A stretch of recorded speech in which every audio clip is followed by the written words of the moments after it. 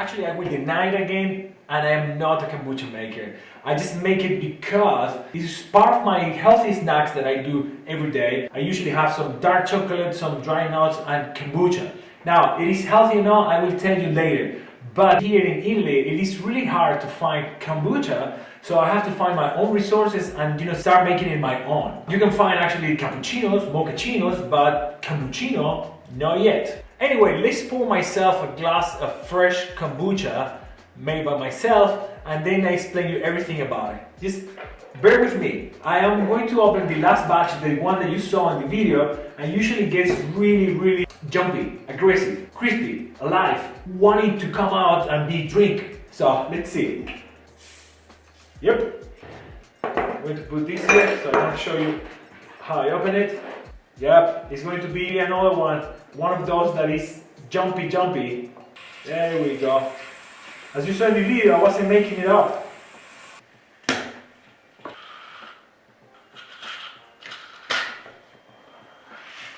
There we go. My foamy kombucha. Bubbles, foamy, crispy. This is what I like about my ChampBucha. That's what I put the crown cap on it. But it just gets a little jumpy and you have to be careful. Okay, oh, this is good. This is great.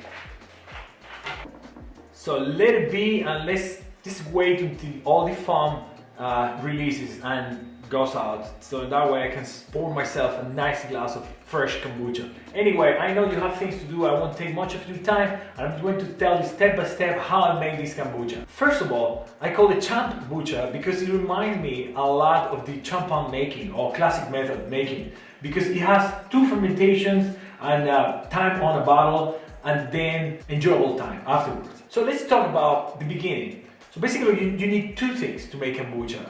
The beginning is the mother, or coffee, and second is black sweet tea. Other type of tea also, but if you are beginning, just use black tea. And its coffee goes for symbiotic culture of bacteria and yeast. SCOBY. Basically this SCOBY is alive. It is easy to make black tea. So basically for this recipe what I did was use I used this container that I have is 5 liters. That in gallons is 1.32.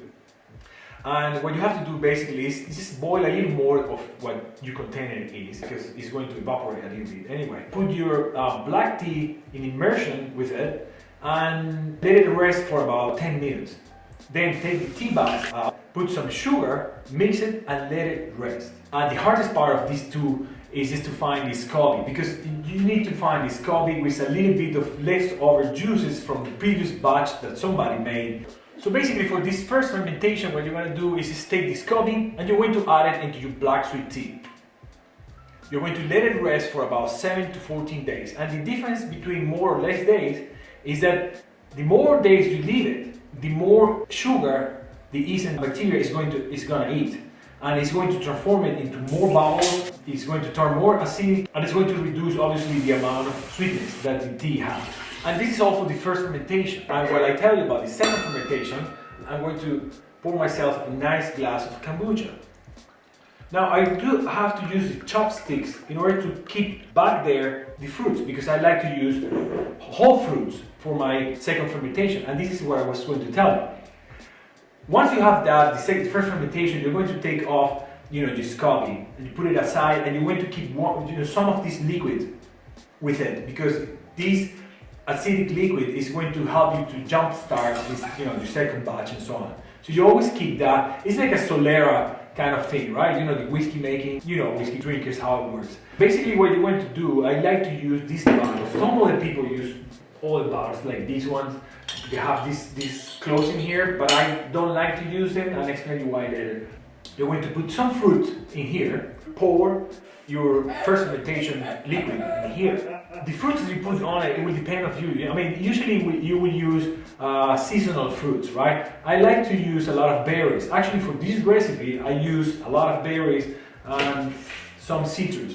So for this one, I use blackberries, raspberry, blueberry, pomegranate, as you pronounce that, ginger, turmeric, lime, lemon, and orange juice.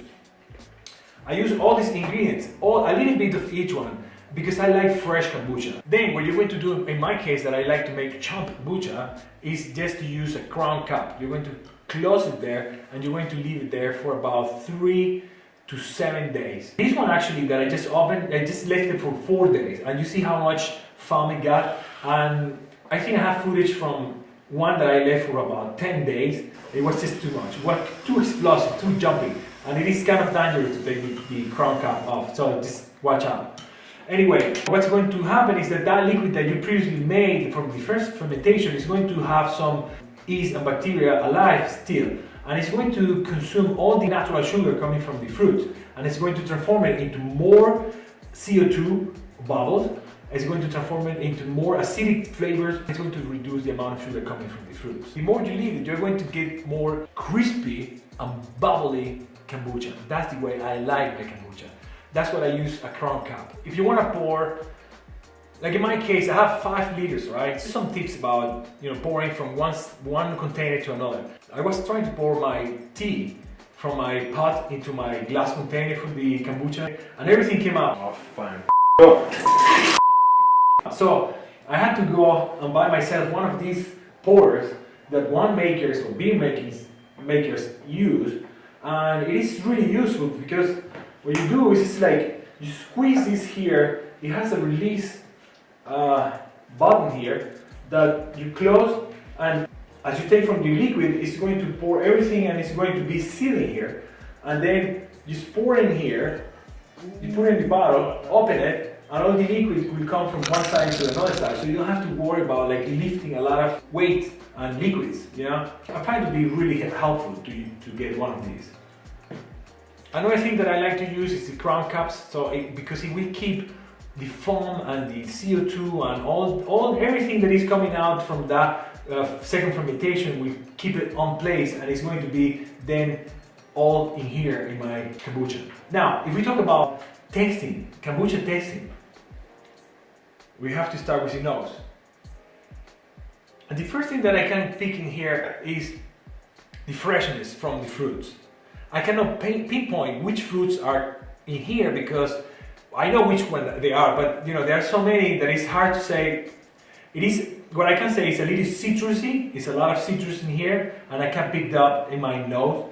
And also, one of the hints that I can pick up the more is the acidity, because the acidity in here is kind of like a almost vinaigrette type of aroma, which I don't mind because it is in harmony with the sweetness and the freshness of the fruit. So that is a good thing. But I can pick up a lot of that. If I in my palate,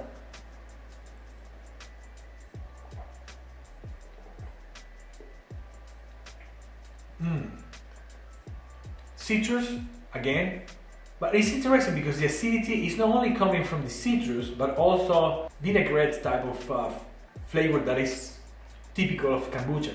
Obviously, it is a dense kombucha because all the fruits are in here. By the way, I use whole fruits. I think it's much better than using blended fruits. I think the releasing of the flavors coming from the whole fruit is a little slower, and for some reason I find it to be more flavorful.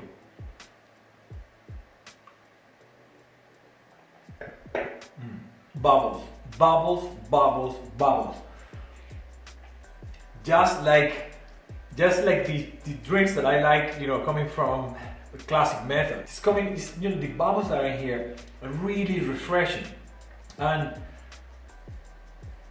if we compare it to, like, for those who drink classic method or champagne, or so, for those who understand that type of bubbles, these bubbles, this kombucha, are much quicker, a little bigger in your palate, and they doesn't last as long as the champagne, obviously. Now, what is important, what I find to be very important, the acidity of this kombucha and the bubbles, is because when I do my healthy happy hour, I like to eat a lot of dark chocolate and dry fruits, and they have somehow, some good fat on it, right? In order to cleanse your palate, a sip of kombucha is going to really prepare for the next bite. For example, dark chocolate. The aftertaste in your palate is long, right? But if I drink a sip of kombucha,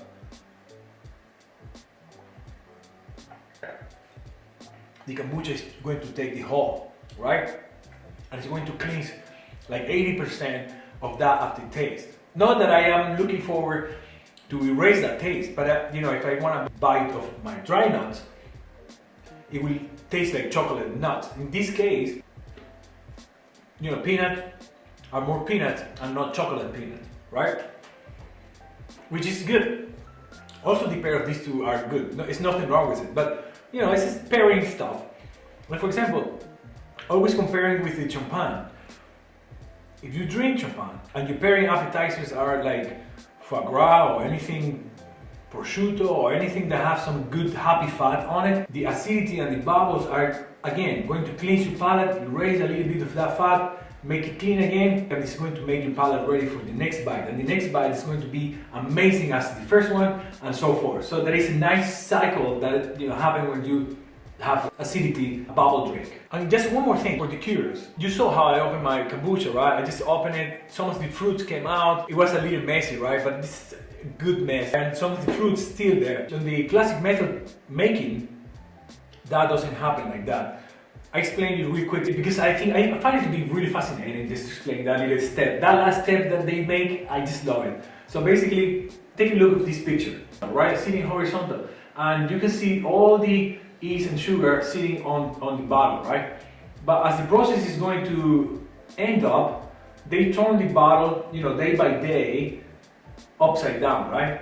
And all the yeast and sugar is going to drop down into the crown cap. Then they pass it through a little pool that is it's like a gel that goes like it freeze anything that it touch. So it passes through for a while, and then it freezes the cap, right? Then they turn it down. They take the crown cap, and obviously it will lose some of the volume, right? And at that moment they have to fill it up.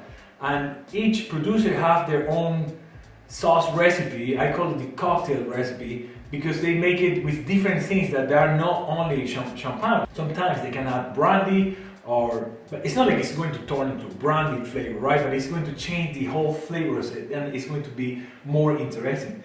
And they fill it up and they call it liqueur d'expédition. They put the cork on it and let it rest for a few more months, and then it's out for enjoyment for everyone, for myself included. And that's your tip for today. So is the kombucha healthy for you? Healthy for us? I don't know.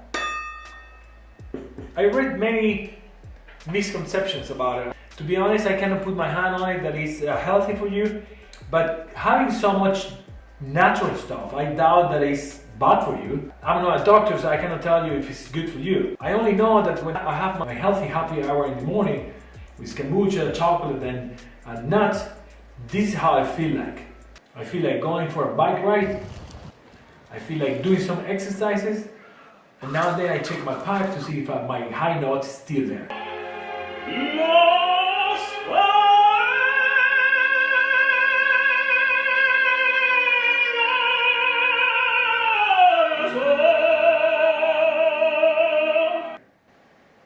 And sometimes they come.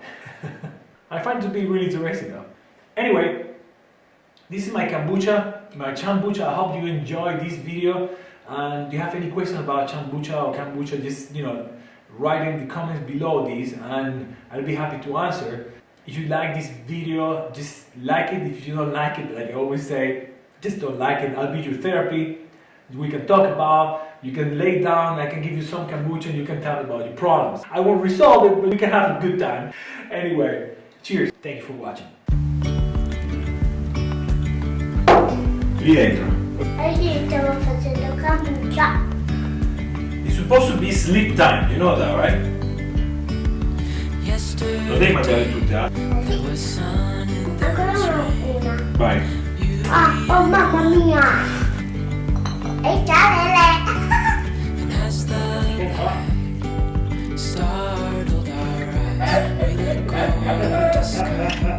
Ma secondo me non sta andando mica.